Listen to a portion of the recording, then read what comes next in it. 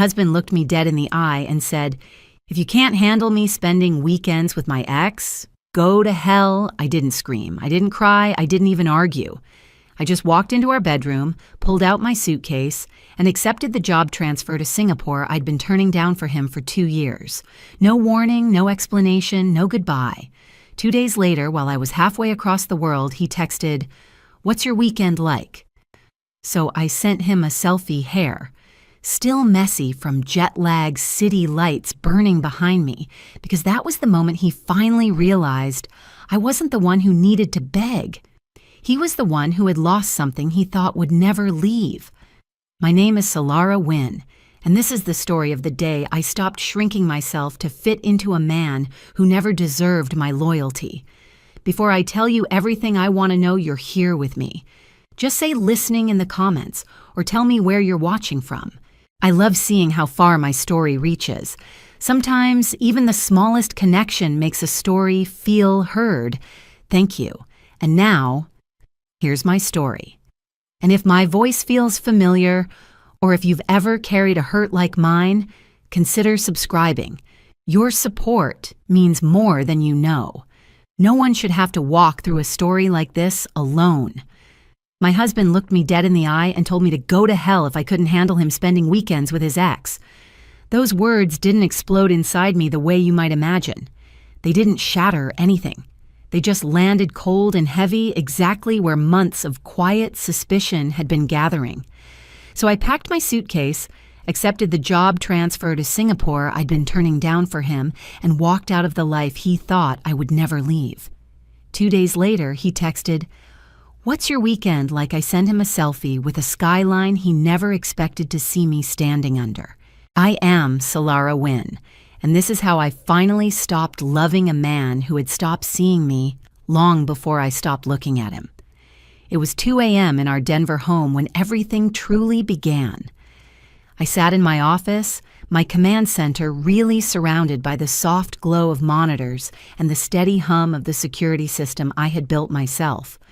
The house felt hollow, almost foreign, the kind of silence that presses against your ribs instead of soothing you. I watched the motion logs flicker across the screen, knowing exactly what they would show before the alert chimed.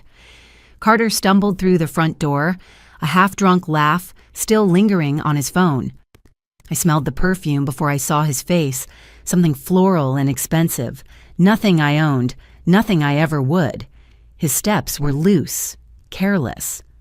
Mine had become quieter over the past months, the way a wild animal moves when it senses something stalking it.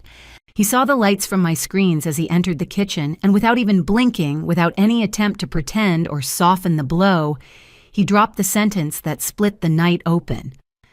"I'm spending the weekend with Marlo. If you can't handle that, go to hell." I didn't flinch, I didn't cry, I didn't ask why. The strange thing about heartbreak is that sometimes it doesn't feel like a break at all, just a slow unthreading finally coming to an end. My face stayed still, but inside something settled into place with a clarity that felt almost merciful. When had he stopped valuing me? When had I stopped demanding to be valued? And at what point did he become so certain that I would never walk away? He went upstairs, still laughing at something on his phone, and the moment he disappeared, my inbox pinged. It was an automated reminder from Helion Systems. An international role in Singapore still awaited my acceptance. I had turned it down twice. For him. For us. This time, I didn't delete the email. I just stared at it, feeling the air shift around me, realizing that the marriage hadn't died tonight. It had died the moment I stopped caring enough to save it. The house was silent again, but now it felt different. It wasn't haunted by what I was losing. It was echoing with what I was finally willing to choose. I closed the laptop, and I knew my choice. I woke before the sun and walked downstairs to the basement, the room that had always felt more like home to me than any part of the house Carter touched. My equipment hummed quietly as I activated forensic mode, the deepest pull my system could make. scraping 90 days' worth of camera feeds, microphone logs, and device behavior into clean, irrefutable files. I wasn't doing this for revenge. I was doing it because truth deserves to be witnessed even when it hurts. The audio logs were the first to finish processing, and that's when I heard it. Carter laughing with his friends, the kind of careless laugh men use when they forget their wives are human. Solara's brilliant, sure, but she's like a robot. I need someone who makes me feel alive. Something inside me tightened, not from pain, but from recognition. He hadn't said those words last night for the first time. He had been practicing them. Next came the message archives. Marlowe's texts popped up first. She's too logical. You deserve someone who understands your heart. Carter responded, Solara won't notice anything. He wasn't wrong. I hadn't noticed everything. But not because I was oblivious, because I had been loyal. Then came the twist I didn't expect. My cameras caught Carter bringing Marlowe into the house on a night I'd been hosting a virtual security briefing for a federal contractor. The couple slipped through the living room like ghosts' heads tucked close, believing the cameras were only for burglars. They underestimated the woman who built them. Later that afternoon, I met Reese Calder at a small industrial cafe near the tech district. He had been my colleague, and before that, my teammate on a classified cybersecurity initiative. Reese could read me better than anyone. The moment he saw my face, he leaned back and said quietly, "So, you're done." I didn't nod, but something in my silence gave me away. There were no tears, no tremors, only clarity. Reese asked whether I planned to confront Carter. I told him no. I was just preparing to leave. Then came the second twist. A forgotten audio clip played through my headphones after I returned home. Carter speaking to someone, probably Marlowe, explaining how he would spin the story if our marriage ended. She's obsessed with work. Everyone will understand why I had to find someone who actually cares about me. That was the moment I felt the last thread snap. It wasn't the cheating. It wasn't the lies. It was the performance he had prepared to make himself look like the victim in a story where I had carried all the weight. As I shut down the system, I realized something I should have seen long ago. I wasn't leaving because Carter betrayed me. I was leaving because he wanted the world to believe I had betrayed him. And I refused to live inside that lie. The next morning, I walked into Helion Systems in Denver as if nothing inside me had shifted, but I felt the distance clean cold and strangely comforting. I moved through the lobby past the familiar hum of servers and the steady rhythm of keyboards, but it all felt like a version of my life I was already stepping away from. I wasn't leaving yet, but the separation had begun. Midway through, reviewing a systems brief, my phone buzzed. It was the International Deployment Office. Their tone was warm, almost relieved, as they reminded me that the project director role in Singapore was still open, still mine if I wanted it. A role that could redefine the arc of my career. A role I had rejected twice because Carter insisted that stability matters more than ambition, which really meant stability for him, ambition suppressed for me. I hung up the call and sat still for a long moment. I used to believe Carter wanted a partner. I now understood he wanted a shadow, someone who made his life easier, quieter, more polished, someone who didn't outgrow the space he allowed her. During my break, I stepped outside for air. That's when my phone lit up with a notification. Carter's story from Aspen. He was at a luxury retreat with Marlowe laughing near a fire pit, glass in hand, acting like a man who had shed his burdens and found clarity. Someone off-screen asked, "What if Solara takes the Singapore job?" He shrugged and smiled. "If she does, great. I'll finally have space to live honestly." The words didn't hurt. They resolved something inside me. He wasn't afraid of losing me. He was waiting for me to walk away so he could look innocent. I returned to my workstation, opened the email from Singapore, and for the first time read every line with intention. The moment I finished, an unexpected lightness spread through my chest, like a window opening in a house I didn't know had grown suffocating. Then came the update that sealed everything. If I accepted, I had to fly within 48 hours to make the regional briefing. No extensions, no delays. The universe was pushing me toward the door I'd been too loyal or too afraid to walk through. That night when I came home, Carter stood in the kitchen video calling Marlo, laughing openly, not even pretending to hide it. For years, I had tiptoed around his feelings. Now he didn't even glance at mine. I didn't interrupt them. I didn't clear my throat or demand explanations. I simply walked past him into the bedroom and pulled my suitcase from the closet. My hands didn't shake. My heart didn't race. For the first time in a long time, I felt like I belonged to myself again. I zipped the suitcase shut and sat on the edge of the bed, breathing steadily. I wasn't choosing Singapore to punish Carter. I was choosing it because somewhere along the way I had forgotten I deserved a life that wasn't built around shrinking. And now I was done shrinking. The morning I left the house was unusually still. No footsteps, no clatter, no forced small talk. Carter was still in Aspen, still performing his rebirth for the world. I stood in the doorway of the bedroom and let the silence settle. It felt like standing in the last room of a museum before exiting into daylight. I moved through each room, slowly touching nothing, observing everything. This house had held so many versions of me, ambitious, hopeful, exhausted, loyal. But none of those versions lived here anymore. The walls felt like a life I'd worn too long. I wasn't leaving a home. I was shedding a skin. Downstairs, I logged into the smart home console and revoked every access Carter had to security controls, data logs, and monitoring features. Then I rekeyed the master system, not out of spite, out of necessity. I didn't want my departure to be a spectacle. I wanted it to be a fact, clean, final. While checking system logs one last time, I noticed an entry that hadn't been there before. A zone Carter had manually set to private 2 weeks earlier, blocking cameras in a section of the house he knew I rarely checked. He hadn't just slipped. He had engineered secrecy. Covert settings, hidden paths, entire nights carved out of sight. The confirmation wasn't painful. It was liberating. There was no more doubt to carry. Before sunrise painted the windows, I placed my house key on the kitchen counter beside a single note. Thank you for the clarity.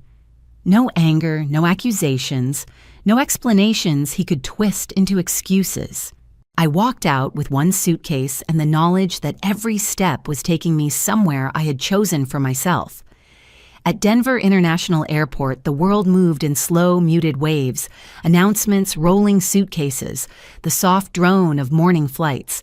I opened my inbox and saw Helion's confirmation with my ticket to Singapore. Departure today. When I reached my gate, a news screen caught my eye. Footage of Carter and Marlo at the Aspen retreat smiling brightly beneath the headline, announcing a sponsored partnership. Carter was quoted, "I'm on a journey to rediscover who I truly am." He had handed the world photographic proof of the life he built behind my back, proof he never thought I'd see. My phone vibrated again and again, calls from him. Messages demand after demand to know where I was, why I wasn't answering when I'd be home. I turned the phone off gently, almost tenderly, not out of rage, out of closure. As the plane doors shut, I felt something unfasten inside me, like a knot finally undone. I wasn't leaving Carter. I was leaving the version of myself who had tolerated him far too long. And she stayed behind in Denver as I rose into the sky, when the truth finally began returning what it owed me. The plane touched down in Singapore just after dawn, and the moment I stepped out of the terminal, a thick, warm breeze wrapped around me, humid air mixed with the scent of roasted coffee and early morning traffic. It felt like another planet, a world untouched by the weight I had carried for years. For the first time in a long time, I inhaled fully. Nothing in that air belonged to Carter. Helion arranged a corporate apartment for me in Tanjong Pagar, sleek and clean with floor-to-ceiling windows overlooking the harbor. I walked from room to room slowly, almost reverently. There were no echoes of arguments here, no memories of a man who chipped away at me piece by piece. just space, just silence, just mine. The next morning, I arrived at Helion, Singapore, and was immediately briefed on the regional data security initiative I would be leading. Every interaction felt different, from Denver colleagues who valued precision, leaders who asked for my perspective, a team that had been waiting for someone exactly like me. I didn't feel small here. I didn't feel like I had to shrink so someone else could feel important. Midway through an engineering sync, my alert system flagged an anomaly. Someone in the U.S. was attempting to access my archived personal files using an outdated password. When I checked the source, my breath stilled for a single sharp second. Carter. He was already unraveling. Emails came in waves throughout the afternoon, mutual friends reaching out concerned or confused or just curious. Some asked why I had disappeared. Others said Carter was telling people I'd abandoned the marriage without warning that things had been rocky for years because I was married to my career. He was rewriting the narrative exactly the way he'd rehearsed. Then another message arrived, this one from a friend who had attended the Aspen retreat. Attached was a short audio file. I pressed play. Carter's voice carried over background chatter. Solara never knew how to be a wife. She's too logical. Too cold, not feminine enough to keep a marriage alive. A laugh, not his. Then his again. She'll never grow into the woman I need. I sat still for a long time, listening to a version of him that had existed long before our marriage ended, a version I had refused to see. Leaving wasn't just the right choice, it had been overdue. That night, I video called Reese. He took one look at me and didn't waste time with sympathy. He simply asked, "Are you safe? Are you clear?" I nodded. Then he told me Carter had called him earlier, frantic, asking where I was. Reese had lied effortlessly, saying he hadn't heard from me at all. That single act of loyalty steadied something inside me. Later, during a strategy session, Elaine, head of Helion Singapore, pulled me aside. She explained that Helion US had received internal concerns about Carter using the company's name during the Aspen live stream, implying a connection that could damage branding. Hearing that made something click into place. The moment I stopped absorbing the fallout for Carter, the world began seeing his choices without my shadow softening them. By the end of the day, standing in my apartment overlooking the city lights, I understood something simple and sharp. When I stopped protecting him, the truth finally had room to do its job. When Carter began paying for the things he always assumed would be covered. 2 days into my silence, my phone lit up with a message from Carter. "What's your weekend like?" As if nothing had happened. As if I had simply stepped out to clear my head. I stared at the screen, strangely detached. His tone was calm, almost rehearsed. He still believed this was temporary, a momentary disruption, not an exit. He didn't understand that the game he'd been playing had ended before he even knew it began. I set the phone down without responding. I spent the morning reviewing security proposals when Helion US HR called. They asked if I authorized multiple attempts by Carter to access my internal accounts. I confirmed I did not. Their tone shifted immediately into formal documentation mode. That violation went straight into his file. Not long after, a former colleague messaged me with news the real estate firm where Carter worked had launched an internal review. During the Aspen retreat livestream, he had mentioned details about a high-profile client, details that should never have been public. If the investigation confirmed misconduct, suspension was likely. That afternoon, I rewatched one of the Aspen videos, not because it hurt, but because I needed closure. Carter's smile looked different now, not charming, but careless. I finally saw the truth I had ignored. I had been measuring my worth through the needs of a man who had none to offer back. Then another message arrived, a link, a post from Marlo. She wrote that Carter still wasn't ready to leave old attachments behind, hinting at unresolved emotions. The comments turned vicious, quickly accusing her of being the reason our marriage ended. She tried defending herself, then deleted half her replies. Their shiny affair was cracking under the pressure of public attention, and they were turning on each other. Carter messaged again. "I think we should talk. What are you doing? Why aren't you answering? This time, the calm veneer was gone. The words strained edges sharp. I spent the evening walking through the Marina Bay waterfront, watching the city glow like it was built from light and new beginnings. Every corner felt like a reminder that life didn't have to be small or heavy or shaped around someone else's fragility. Just before midnight, a text came from an unknown number. "You should hear what Carter is saying about you." Attached was an audio file. Carter's voice, thick with frustration, telling a group of people that I was the biggest failure of his life, that I had never understood how to love him, that I ran away because I couldn't handle a real relationship. Even Marlowe sounded surprised in the background. I listened without flinching. His desperation was no longer my burden. I didn't respond to Carter. I didn't defend myself. I didn't correct the lies. I simply let the truth accumulate. And it was doing exactly what truth always does. It was dismantling everything he tried to build on top of me. By the time I turned off the lights and looked out across the city, I knew with absolute clarity I wasn't seeking revenge. I was standing still, and reality was doing the rest. The day he saw me living in a world he no longer belonged to, from the top floor of Helian Asia. Singapore spread out beneath me like a map drawn in light. The boardroom windows framed the skyline, smooth glass towers, ships drifting across the strait, the city humming with purpose. For the first time in my life, I felt myself standing exactly where I had always been meant to stand. Not behind someone, not beneath someone, not apologizing for the weight of my own brilliance. When the meeting ended, I returned to my desk to find a long message from Carter, paragraphs spilling over with panic, anger, regret, excuses, and questions he believed he still had the right to ask. "Where are you? Why did you leave like that? When are you coming home? How could you do this without talking to me?" I read every line without feeling any pull to respond. I placed the phone face down and returned to my work. That evening, I attended a regional security symposium at Marina Bay Sands. The air was filled with the low murmur of conversations about encryption models, breach analytics, and AI oversight conversations I'd spent my whole life preparing for. People treated me with a respect that felt both new and completely natural. I laughed at dinner, an unguarded, effortless laugh. It startled me. I hadn't realized how long it had been since joy came without calculation or tension. Midway through dessert, Elaine entered the room and motioned for me to step aside. "There's someone calling the office asking for you," she said, quite insistent.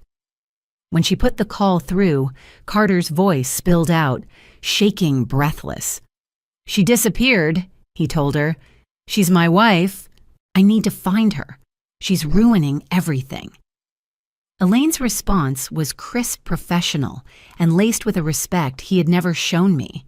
"She is here leading a major regional project. Please clarify who you are."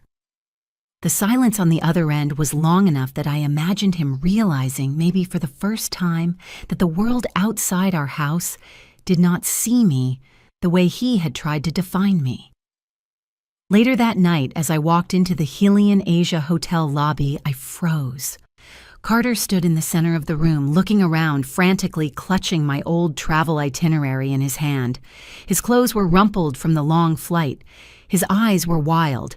When he saw me, his shoulders dropped in something like relief, something like terror. "You left," he said, stepping forward. "You actually left." I didn't answer. I simply looked at him and felt nothing break inside me. He insisted that what happened with Marlowe didn't mean anything, that he'd been confused, overwhelmed, pressured by work, unsure how to handle my distance. He said he didn't think I would ever walk away for real. He said he needed me, not out of love, out of fear, out of desperation for something soft to land on. Then his phone rang. "Marlowe." "Answer it," I told him. He hesitated. Then he did. Her voice crackled through the speaker, sharp and brittle. "So you're in Singapore chasing her now. You told me she'd never leave you. You told me you just needed time to manage her emotions. You promised we'd figure out the transition. He looked at me like he wanted forgiveness to materialize out of thin air. I stepped back. "You don't need me," I said quietly. "You need a cushion. I'm not your cushion anymore." I walked past him as the lobby murmured around us. I didn't look back. Hours later, after I reached my apartment, an email pinged from Helion Asia leadership. They wanted to nominate me for a senior regional command role, a position I had once been too afraid to believe I deserved. As I read the message, it became clear the real turning point of my life wasn't leaving Carter. It was realizing I had never been meant to stay in the small world he built to contain me. Revelation, resolution, closing the last door. The morning light in Singapore had a soft, forgiving quality, as if the city itself understood I was starting a new chapter. I made coffee, opened the balcony doors, and realized today would be the day I officially closed everything that once chained me to the past. My marriage, his stories, the last pieces of a life that no longer fit. An email from my attorney arrived first. The divorce filings were ready. Carter had used joint assets to fund trips and gifts for Marlowe, and the paper trail placed the majority of financial responsibility on him. I felt no triumph, only the quiet clarity of natural consequences. Not long after Carter posted a long message online claiming he was the victim of a cold, career-obsessed marriage, painting me as detached, distant, impossible to love. He tried to play the sympathetic husband abandoned without warning. But the internet has a long memory. People who had been at Aspen began commenting publicly, exposing what they'd heard him say about me. Recordings surfaced, photos surfaced, messages surfaced. I didn't need to defend myself. Truth was doing that for me. News updates rolled in Carter's company suspended him. The Aspen live stream had violated confidentiality rules. His behavior was officially under review. His reputation was crumbling in real time. My lawyer arranged a video call with him for formal proceedings. When his face appeared on the screen, he looked smaller than I remembered, unshaven, exhausted, stripped of every illusion he once performed so confidently. "Is there any chance we can fix this?" he asked. His voice cracked. I shook my head. "I didn't leave because you cheated. I left because you believed no matter what you did, I'd always stay." His eyes lowered. He had no answer for that. Later that day, another email arrived, this one, from Marlowe. A short message, shaky in its honesty. She told me she had left him too, that she discovered he'd lied to her the same way he had lied to me. She apologized. I accepted not for her sake, but because forgiveness is easier when you've already let go. I signed the divorce papers that evening. No shouting, no tears, no theatrics, just a door closing with a soft final click. Then came the official notice from Helion Asia. I had been appointed regional security lead. A future I once thought belonged to someone braver now belonged to me because I had finally chosen myself. Near midnight, my phone lit up one last time. A message from Carter I understand now. "You were never mine to keep." I didn't respond. Not because I was angry, because the truth was always simpler than he believed. I had never belonged to him. I had just forgotten to belong to myself. Standing by the window, the city glowing beneath me, I realized I wasn't celebrating victory. I wasn't savoring revenge. I was stepping finally into the light I had dimmed for so many years. And sometimes the greatest act of revelation isn't showing the world who someone else really is. It's finally seeing who you were always meant to be and choosing to live in a world wide enough for that version of yourself. I used to think revelations came in lightning loud electric, impossible to ignore. But that night in Singapore, as the city glowed beneath me, the truth didn't strike. It simply settled, quiet, steady, certain. The kind of certainty that comes only after you've lost enough pieces of yourself to finally notice the shape of what remains. And sometimes the greatest act of revelation isn't showing the world who someone else really is. It's finally seeing who you were always meant to be and choosing to live in a world wide enough for that version of yourself. When I finally stepped back from the window, a strange calm pressed against my ribs.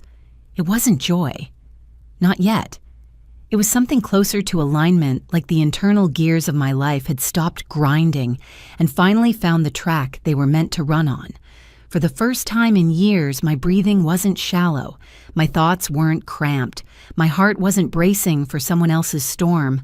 I was alone. And I was steady, and there was power in that. But calm doesn't mean everything is over. Calm is often the moment before the next truth arrives. The next morning, I walked into Helion, Asia with that same quiet steadiness tucked beneath my blazer. People greeted me with smiles that didn't feel forced, didn't feel obligated. Respect isn't something you notice when you've never lacked it.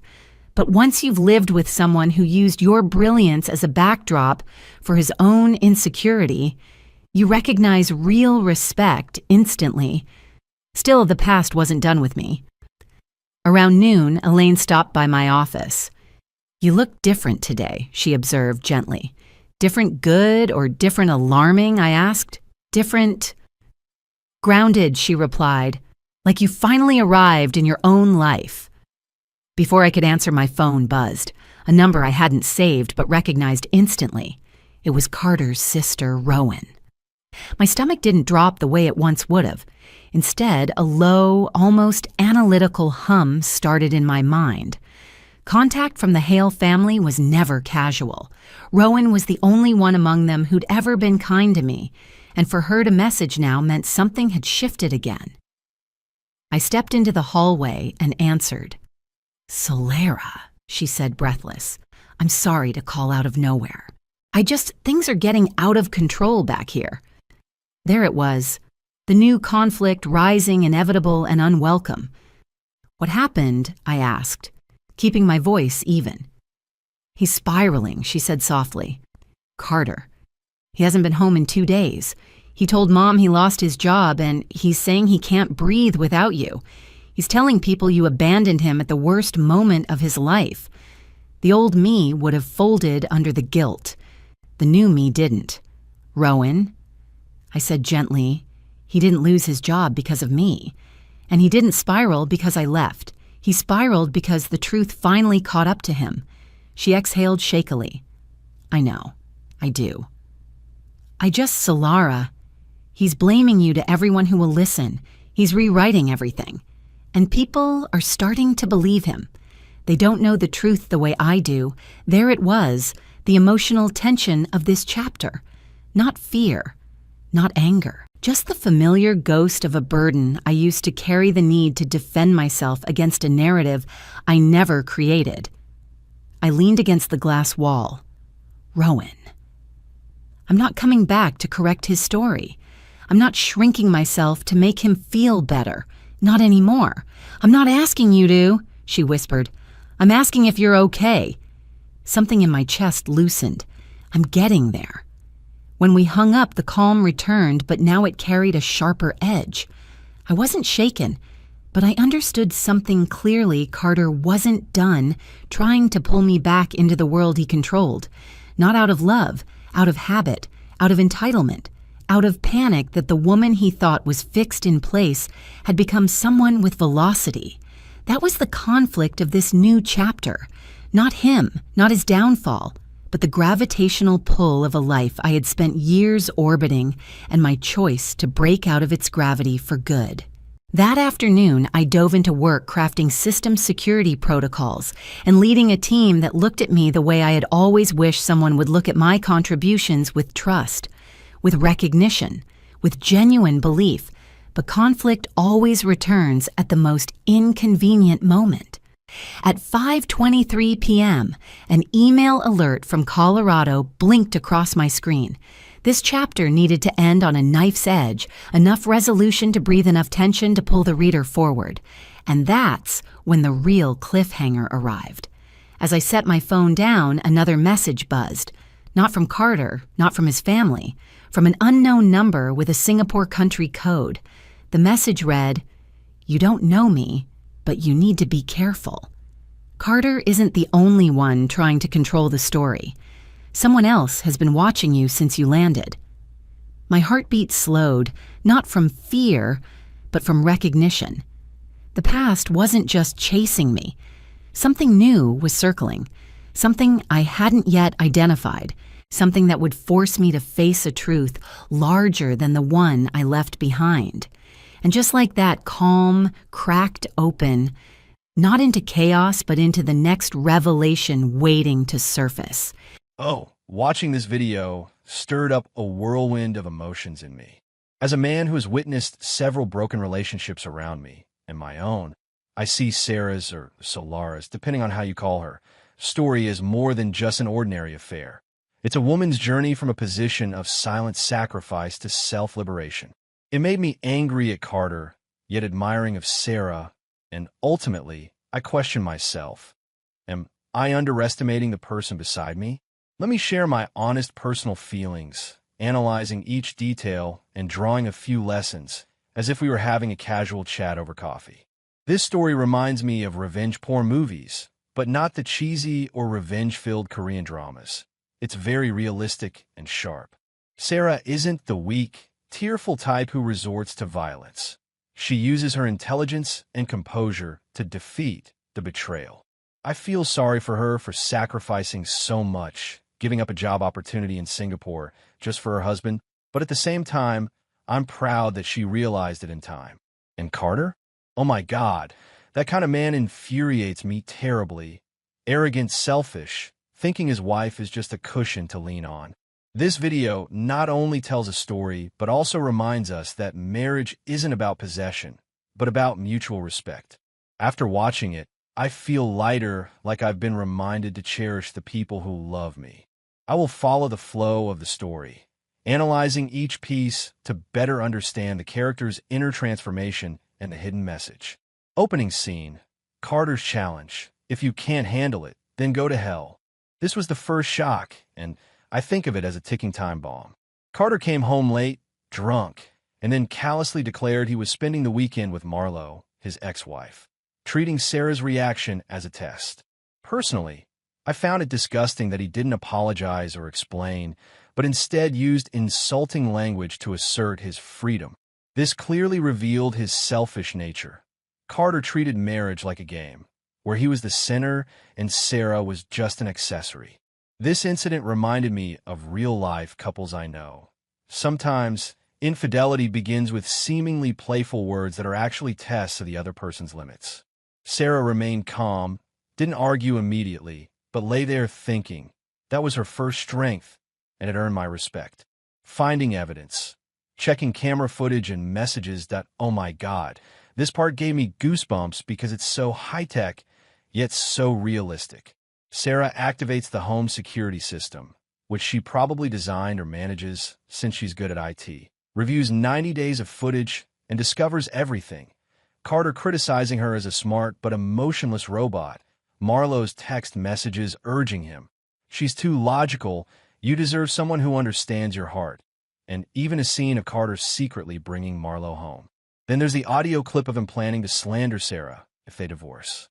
Analyzing it further, this plot point shows that betrayal isn't just an action, but a whole system of lies built up gradually. I feel sorry for Sarah because she suspected it for a long time, but chose to trust and sacrifice, giving up her job in Singapore. But it's also a turning point. From victim, she becomes the one actively gathering weapons, not for revenge, but for self-defense. As a man, I wonder, if I were in Carter's position, would I dare to face the consequences of my words and actions?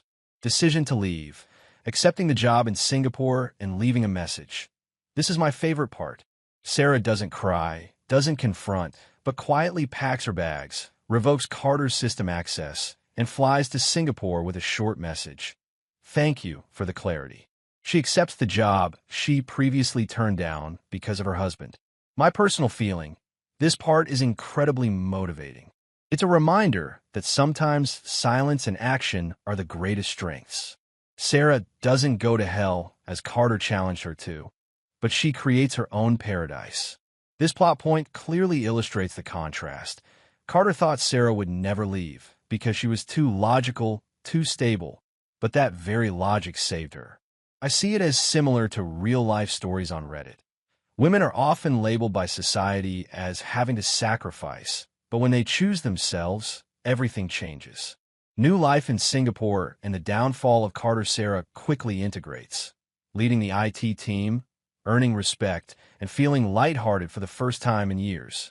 Meanwhile, Carter is exposed. His Aspen livestream is leaked. He boasted about finally being free from Sarah. He's suspended for security breaches. Marlo abandons him after discovering his lies, and his friends turn their backs on him because of the evidence. Analysis. This is natural karma without Sarah's intervention. I smirk when I think of Carter trying to hack his ex-wife's files and getting fired, a case of digging his own grave. This plot point emphasizes that lies are always exposed in some way, especially in the age of technology. Personally, I feel a sense of human satisfaction, not a malicious glee, but a sense of fairness. It shows that marriage isn't a one-sided game, but requires effort from both partners. Final confrontation and open ending. Carter flew to Singapore to beg, admitting, "I didn't think you'd actually leave," but Sarah coldly refused. "You don't need me. You need a cushion." "I'm not a cushion anymore." Then, after the divorce with proof of finances, Sarah was nominated for a promotion, and Carter sent one last message. "You were never mine to keep." It ended with a strange message. "Someone is watching you." This part moved me the most. The confrontation wasn't dramatic like a movie, but deeply psychological. Sarah didn't forgive out of pity, but because she belonged to herself. The strange message created a cliffhanger, making me curious. Should I watch the next part? It clearly analyzes betrayal not only destroys relationships, but also opens a new chapter, sometimes with new risks. From this story, I've drawn a few lessons that can be applied to real life, and they're not cliches. Listen to your intuition and don't sacrifice too much. Sarah had long suspected it, but chose to stay because of love. The lesson: love isn't about endurance, it's about balance. If you have to give up a dream, like the job in Singapore, to keep the other person, ask yourself, are they worth it? Self-respect is the most powerful weapon. Sarah didn't seek direct revenge, but used evidence and action to gain her freedom. Lesson learned: in a toxic relationship, leaving sooner is the biggest victory. Don't be afraid to be alone. Sometimes, being alone is true freedom. Lies always have value. Carter lost everything because he thought he was smarter than his wife. The lesson for men like me: don't underestimate your partner, because they may know more than you think. And for women, don't let sweet words blind you to their actions. Marriage is about respect, not possession. Carter's final words, "You were never mine," were a fatal blow. The lesson: love should allow each other to fly, not confine them in a cage. In short, this video is not only entertaining, but also a wake-up call. If you're in a complicated relationship, watch it and reflect. As for me, after watching it, I texted my ex-wife, not in a dramatic way, but more like "thank you for the lesson," and hugged my current wife a little tighter. What do you think of this story? Share your thoughts.